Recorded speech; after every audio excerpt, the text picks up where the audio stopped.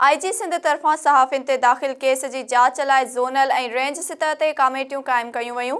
SS news जे reporter शाहिद Ali Core i मूजिबि AIG operation तरफ़ां additional IG Karachi समेत ओलह, ओभर, ॾखण हैदराबाद, मीरपुर ख़ास, शहीद बेनज़ीराबाद, सखर ऐं लाड़काणे जे DIGs खे ख़त लिखियो वियो।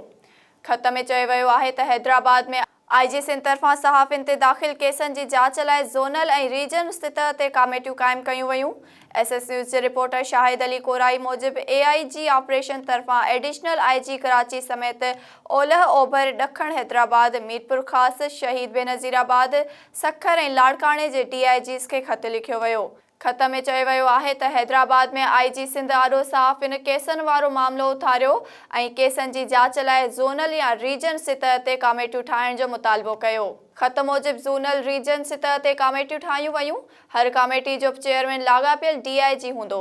ज़िले SSP मेंबर तौरु शामिल हूंदा।